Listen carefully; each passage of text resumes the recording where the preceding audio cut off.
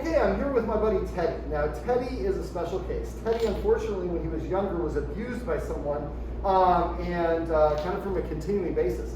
And then after that, a trainer was brought in who's an aversive trainer to work with Teddy.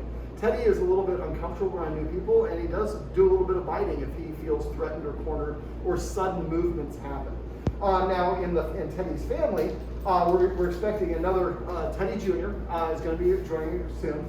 And so basically, Teddy is not very happy with his male counterpart guardian if his guardian stands up or moves suddenly. Now, I think here he's going to be fine, but this is a video that we use to help the dog feel comfortable. It's a counter-conditioning desensitization exercise. So what we're going to do is we'd like to try to lure Teddy so he's facing in this direction. So take one treat out, kind of lure him around, lure it back this way first. There you go. And then, there you go. Perfect. That's perfect right there. That's perfect. Okay. All right. So what I'm going to have, this is Jack. What I'm going to have Jack do is when I kind of nod my head, and I don't know if I'm a camera or not, but I'm going to kind of point to Jack. When he does, then, and we don't want to have Teddy facing that way. We want to have Teddy facing this way. So if you want to, you're going to lure him to go, so you want to lure this way, and now turn him towards, there you go. Perfect. So what we're going to do is every time that, see right there, Teddy's got a little stiff. So that's one of his warnings. Dogs give cutoff signals before they get, before they're going to bite or nip or feel reactive. So for Teddy, he seems to close his mouth and freeze and get stiff. And then boom, after that. So if you see that, if you can, you might want to drop some treats on the ground or call him away. You can call him away better than Teddy can, than Jack can. So what we're going to do is we're going to have Jack is going to sit up just a little bit. Now I asked the dog to, Teddy, sit. So I ask a dog to sit just because a sit tells me that the dog is comfortable. If I ask the dog to sit one time and the dog's willing to sit or lie down, he's saying I'm usually saying comfortable. Now they could feel trapped, and I worry a little bit about Teddy that he might have been forced to submit, and so that might make him feel trapped as well. But if for this exercise, he can't freak out when the stimulus happens. The stimulus is going to be Jack standing up. So the way that I lower the intensity for that is I either slow down the speed of the object, in this case Jack, I increase the distance, or if there's auditory, I turn down the volume. Now, right now, we're setting this up as a shot so that we can do this in the living room so that you can see what's going on, the guardian can practice this. So this would be something where you could be a little bit over here or there, and the idea is maybe even a little bit further away. Unfortunately, real estate, we only can move away so far. But in some cases, you might actually do this outside while he's watching this happen. Now, because Teddy is a bite risk, we do have him on a leash, and the leash is tethered essentially to the chair that his guardian is sitting in. That way, if he does freak out and wants to charge after myself or after Jack, he's not going to be able to get there. Now, if we do this exercise right, he shouldn't be reacting. The idea is we want to find whatever distance that we can start this off at, and that, again, for me, is can I get the dog to sit? So we'll go ahead and ask Teddy to sit. Oh, look at that. And again, let's try to lure him again so he's looking in this direction. When we're doing this, we need Teddy to be seeing Jack. So if his back is to Jack, that might be a problem. Now, right there, that was dropped. Now, if I'm helping out, if I would have reached to grab that, that probably would have created a little bit of a reaction from Teddy. Not because he's aggressive, because he's just understanding what we're doing. So let's drop another treat there. There you go. Now I have another one. I told him to sit. Right there. There you go. All right. So now what we're going to do is Jack is going to go and stand up about an inch. His butt, he's going to raise his butt about an inch off the ground. Go ahead. Yes. And then give him a treat. Now I'd like you to not reach your hand in there until after he's done. So if you want to take them all out, keep them in your hand, that's fine as well. But that sound caused Teddy to look away. So we're going to wait for Teddy to kind of relax a little bit, and you can relax. There you go. All right. Now that time he didn't look. So if that's the case, then go ahead and do it again. Up. Wait, and as soon as he looks at you, go ahead and stand up a little bit.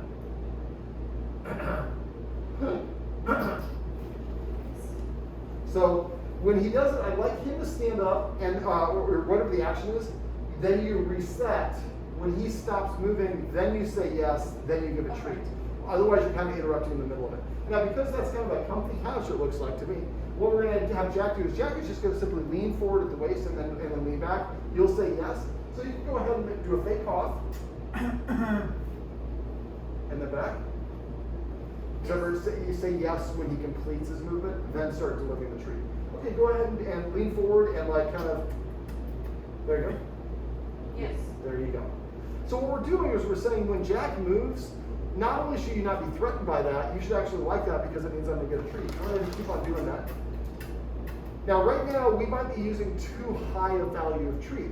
Now, Teddy is really not a big fan of people coming in the house, so we weren't even sure if I can come inside, so I wanted to use very high value treats. But if there's a treat that we can use that's a little bit lower, he is so enamored with you that he really doesn't care about Jack, which is great, but it doesn't help with this particular exercise. Now, one other thing before we continue this, if you notice, Jack is orientated on his left side, or excuse me, his right side towards us. And so we prefer not to be front-facing a dog when we're doing this exercise because that can cause the dog to feel uncomfortable. So let's go ahead and toss the treat back.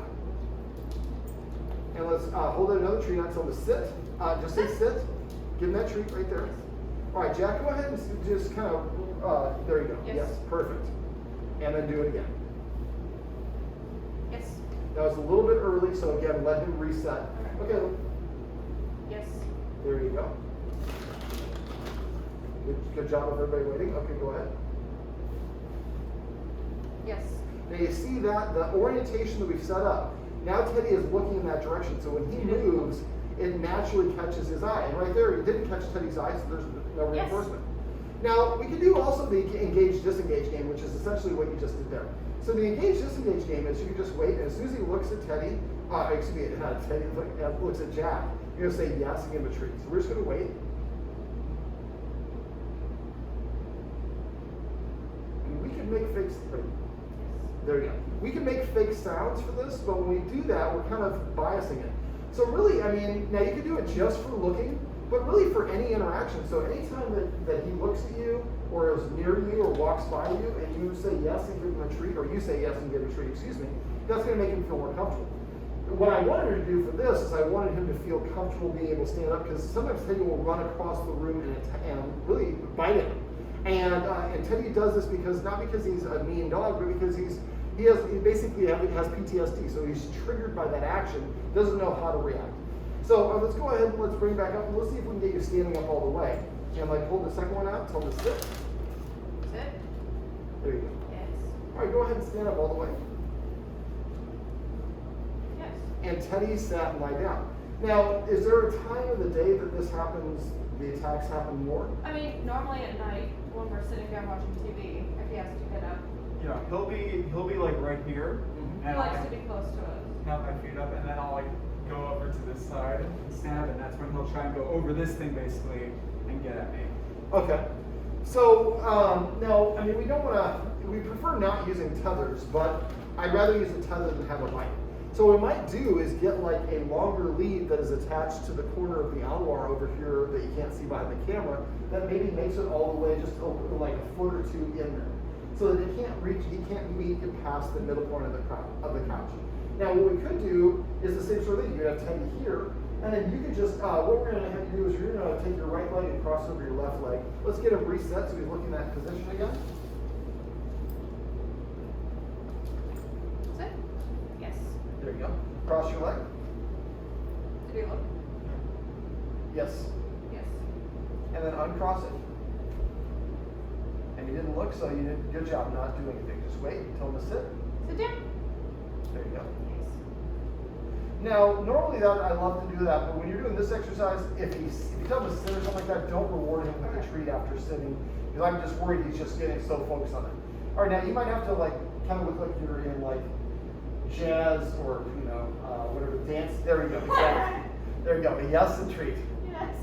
Now that's kind of an outrageous move, but go ahead and do that again because that caught his attention. Yes. So the idea for this is you do this maybe 5 or 7 times. Yes.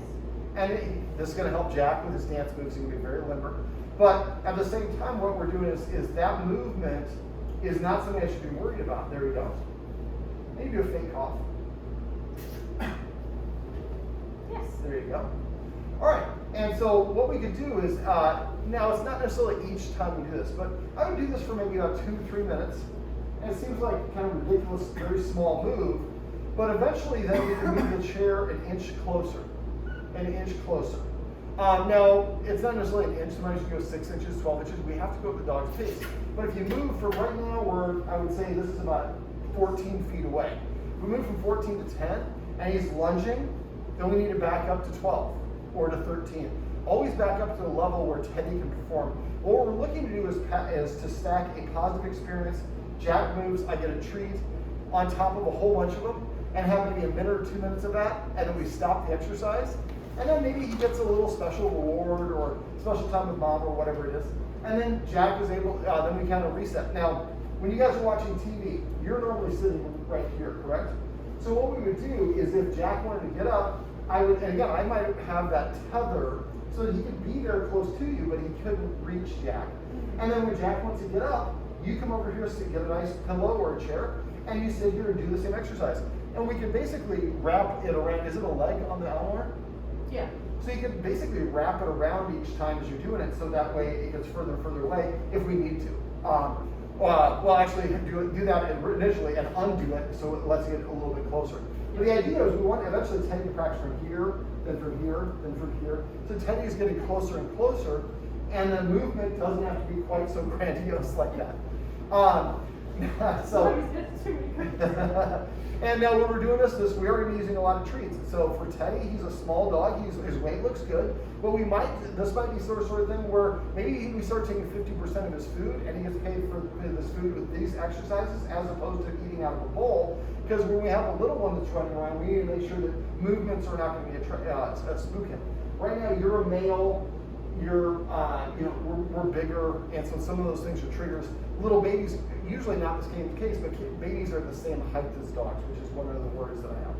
All right, well, let's reset them. Let's do, this time we're going to kind of make it a little bit more pronounced. Now, this we're just going to do just for a little bit of, to make it a little bit further. Normally I just do it for the normal thing, but this time I'm going to have you stand up and kind of slowly do a light clap over your head.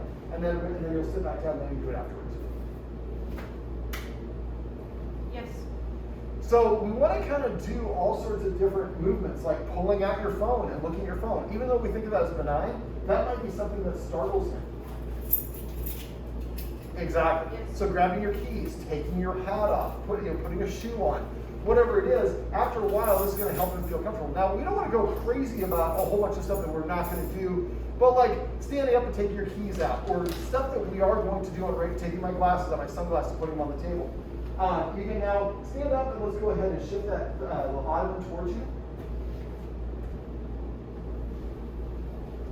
All right, and then you can grab a seat and then kind of scissor kick, put your feet on top of it.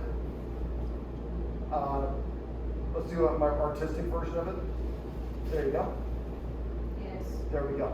So the idea for this is we just want Teddy here to think that movement means I'm going to get a treat. I'm not freaking out. And gradually as we get closer and closer and closer to Jack.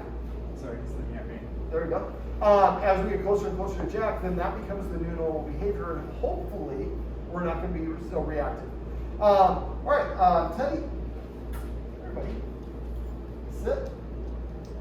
Well, this is my buddy Teddy, and these are some tips and tricks on how you can use a little counter conditioning to stop a dog from lunging at somebody who stands up.